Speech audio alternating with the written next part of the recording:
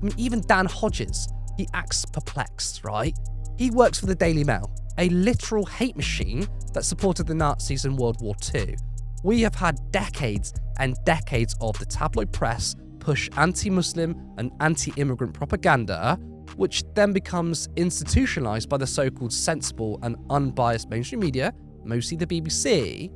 And those that work in these institutions then scratch their heads, not realizing that they were the problem. Hello, it's been a while, 2 weeks actually. Now, I was on a holiday, and the week I leave the country, the UK set itself on fire. Since coming back on holiday, I've been really sick, and you can still kind of hear it now, which is why there's not been any content for a while, but we are back, and we will be making content, so you can hear it now. I obviously wanted to talk about this as soon as it happened. I mean, the race riots are such a big story.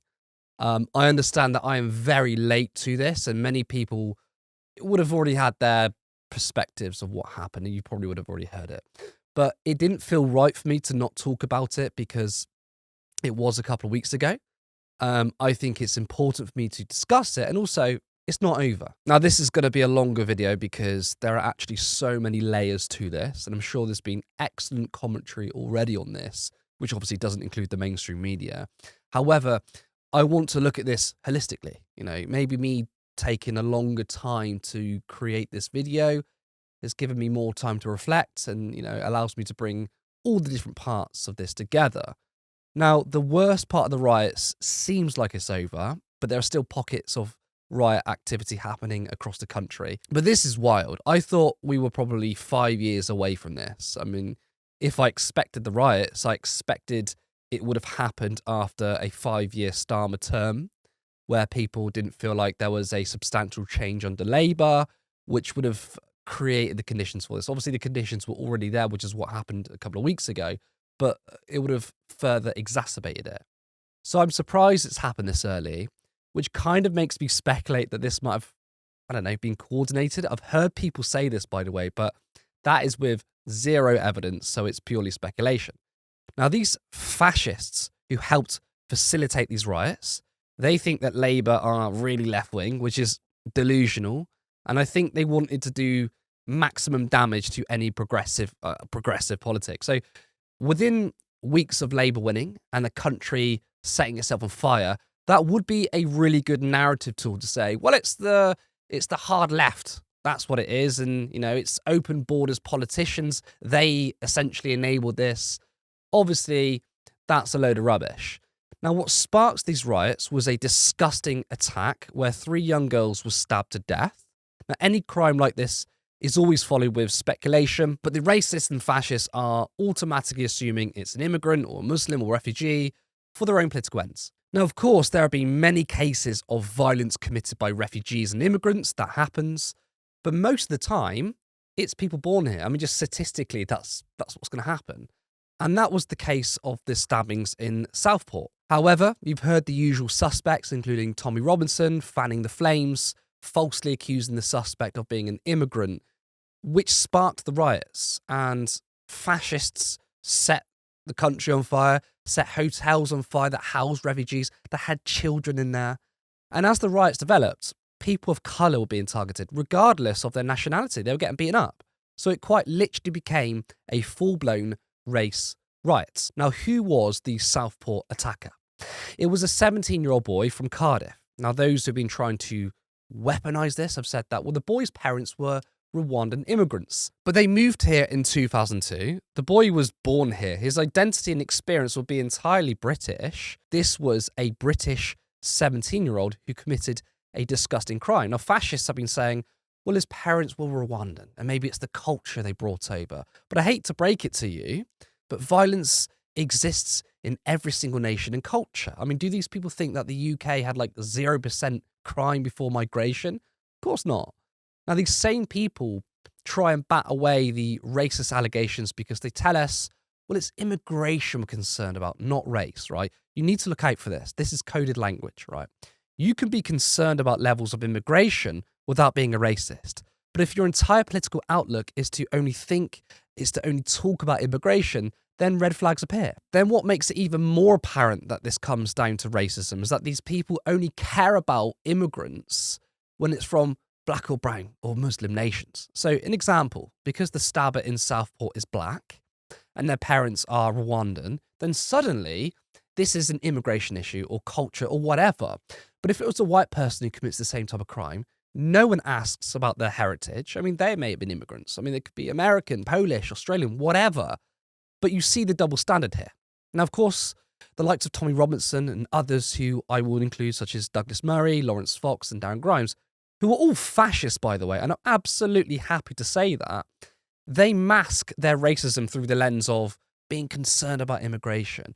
Or, it's to do with religion, not race, because race isn't a religion. Now, another figure who is absolutely essential to these conditions is Nigel Farage. Again, you won't get these people on national television say they are racist. They won't say on TV that, we don't like immigration from certain countries. They can't do that because, one, it's not electorally viable, and it's not a good strategy to win people over. But trust me, if it was popular to say, they would be saying it.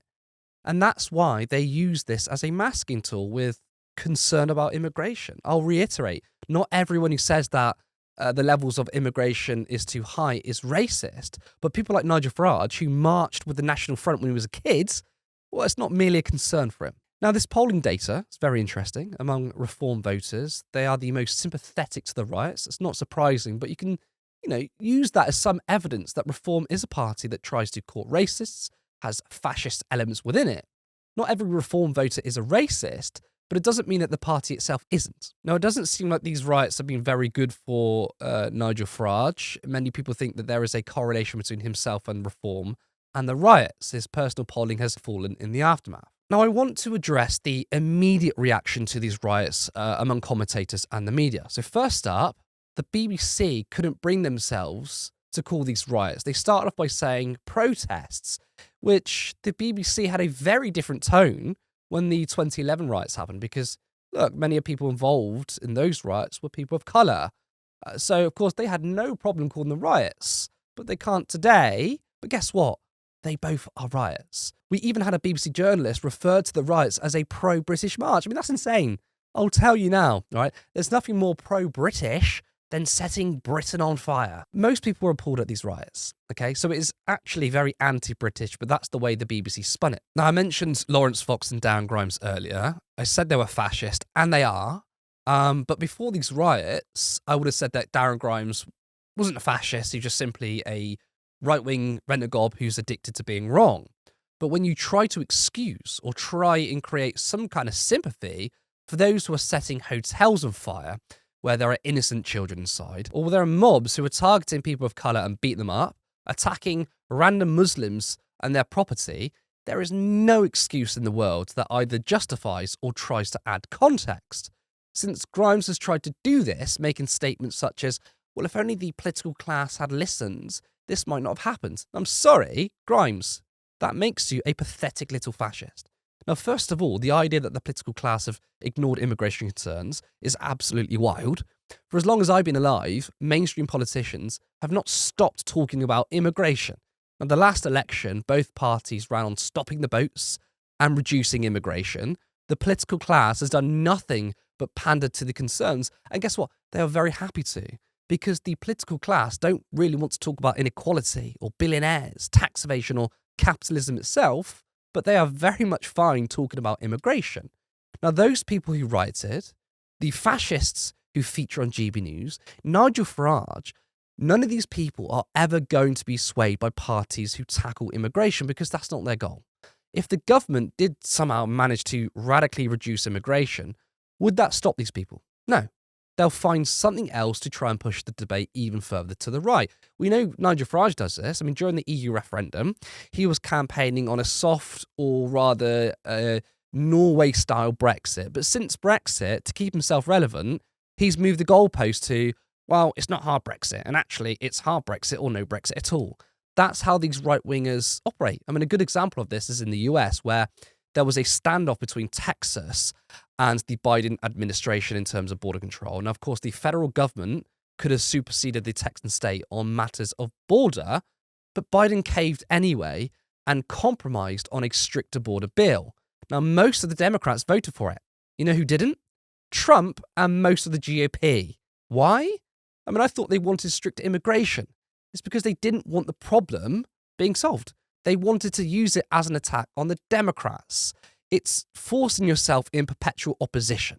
It's a tactic widely used. I mean, the Democrats have done it themselves as well. I mean, why didn't they codify Roe v. Wade to protect abortion federally? Because the Dems wanted to use it as a wedge issue when campaigning against the Republicans. It just so happens that 99.99% of the time, it comes from the right. Now, I want to talk about two-tier policing. Now, this has been a talking point pushed by Lawrence Fox, Richard Tyson, the people we're talking about in this video. And it's this idea that somehow British institutions, made up of mostly British people, are biased against the British. And when they say British, they mean white people, specifically when it comes to policing. Now, it's another US talking point that has been imported over. Trump has used those words himself. And it's an argument from fascists that the only racism that exists these days is against white people. And it's the most absurd, embarrassing, and desperate tactic to play the victim, right? Racism happens in society from those in positions of power towards the powerless, right? You don't have a scenario where, I don't know, let's take the UK, for example, seems like a good one to use, where it's mostly white, that those that fill the positions of power are mostly white, are somehow racist against themselves. But fascists will have you believing that. And one way is this two-tier policing, which is harsher sentences for white or British people and more lenient punishment for people of colour or immigrants. And their proof, you see this all on social media, is handpicking examples, which you can make anything to support your argument when you handpick certain examples. I mean, you can find a white guy getting a harsher sentence than a black guy for the same crime, but what gets left out is the circumstance or examples where people of colour get harsher sentences. Now, what we saw in the last couple of weeks was racists burning our streets, beating people up, attacking the police, and some of these people are going to get harsh sentences, which they should. But don't forget some of the harsh sentences people got in the 2011 riots. I mean, people were getting sent down for years because they stole some basmati rice. There are cases where some of the rioters who set things alight, risked people's lives, were getting less jail time than the Just Stop Oil activists who got 5 years for a Zoom call, not actually protesting, but planning one. Now, why don't those who bang on about two-tier policing talk about that? It's because they don't care about justice or consistent policing. They just don't like the fact that racists are getting punished. Overall, the riots have largely calmed down. It's not finished, but I'd say it's calmed down, but compared to the intensity it was 2 weeks ago. And the beginning of that was Walthamstow, where the far right didn't turn up. Now, they were organising on WhatsApp. They're saying, we're going to do a big rally, probably going to riot. But they got freaked out because so many anti-fascists turned up and there was a huge rally. Yet Keir Starmer praised the police for their efforts. And obviously much of the client media have hailed this as a victory for Labour. Let me be clear. Keir Starmer did nothing and the police were largely ineffective. What happened is the same as what always happens throughout history. It was the socialists, anti-racists, and progressives taken to the street and staring down the far right. But if you think it was the government or the police that did it, then you are going to learn the wrong lessons. Now, for much of this video, I've talked about the big right-wing voices, but that's not where the riots came from. In fact, both these more and more extreme or far-right voices, and some of the people I mentioned in this video are far-right, I'm sorry, but they are an outgrowth, along with the riots, from something else. And that is our mainstream, all right? People don't take to the streets and riot, not in Britain, not unless they felt desperate and it was a long time coming. You couldn't get these people to react like this on something completely new overnight. There has to be an underlying cause. There are right-wing voices, of course, we've had them for years, for decades, they've always existed. The arguments are nothing new. The problem is when parts or all of these arguments from the fringe become legitimised, and that can only happen through the mainstream. Now, to me, the BBC are one of the biggest culprits here. I mean, Nigel Farage's entire career was basically built by the BBC. The amount of times he was platformed, the way it continues today. Yet you have mainstream and supposedly liberal pundits say, oh, where did this all come from? I mean, it completely escapes me. I mean, even Dan Hodges, he acts perplexed, right? He works for the Daily Mail, a literal hate machine that supported the Nazis in World War II. We have had decades and decades of the tabloid press push anti-Muslim and anti-immigrant propaganda, which then becomes institutionalized by the so-called sensible and unbiased mainstream media, mostly the BBC. And those that work in these institutions then scratch their heads, not realizing that they were the problem. And it goes back to what I was saying at the beginning of the video about the BBC headlines in the aftermath. I mean, they helped create this atmosphere, and then they have the gall to call these pro-British protests. Now, in terms of the BBC itself, it's not a far-right platform, obviously. I mean, it's definitely economically right-wing, Thatcherite, and socially fairly milquetoast liberal, or at least many who work for the corporation like to think so. But the issue is when so-called liberals, liberal-minded people, give space or a speck of credibility to reactionary politics because they've deluded themselves into thinking that's what fights it. So no, the BBC doesn't need to be this extremely right-wing organisation to create the conditions where the right can thrive. All it needs to do is give it some air. And that's exactly what we see with so-called centre-left parties worldwide, especially across Europe. What Keir Starmer has tried to do, which fails every single time, which is, in order to stop the far right from rising, it's to adopt some of their rhetorical policies. France is a great example of where this doesn't work. Macron engaged in this. He engaged in Islamophobia, thinking it was going to thwart Le Pen. It actually emboldened her, and the only thing that stops the far right was the left and the radical left. Centrists and liberals think they can ignore the material conditions of people whilst echoing reactionary politics. They think that's successful.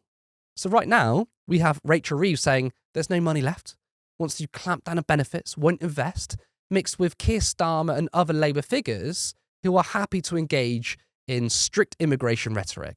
That is a recipe for disaster. Now, there's no silver bullets for ending the far right, but a very good way of trying to heal society, for want of a better word, is to address the single most important thing for everyone, and that's their material needs. You address that, you remove the excuse from the right-wingers that the NHS and public services are on its knees due to immigration because you've actually fully funded them, and then you take on the anti-immigration arguments head-on without capitulating. And if anyone thinks that's a bad idea, well, look where we are, because it couldn't get any worse. I'm excited to say that Turn Left has significantly grown this year, and with that, we've managed to produce far more ambitious content, interviewing high-profile people. We did a 12-hour live election show. There are multiple people behind Turn Left, but we are still working around our full-time work. But we would love it if this was our full-time. It means we could dedicate so much more and to bring even more ambitious content. So if you've been here from the beginning, or you've only recently become a viewer, if you like what we do, then you can help us out. Please like and share this video. Make sure you drop a comment. We want to hear your thoughts. We want to hear your feedback. And we desperately need more independent media. If you want to see a socialist media alternative thrive, then you could be part of that. So if you can, you could support us on Patreon for £3 or £5 per month, or any one-off donation. We can use that money to upgrade our equipment, to rent out a proper studio, and to start paying ourselves. This is only the beginning. Thank you for watching, and we'll see you next time. Patreon.com, Turn Left Media. Support independent media. Support social justice that's there on social media. Thank you, Turn Left.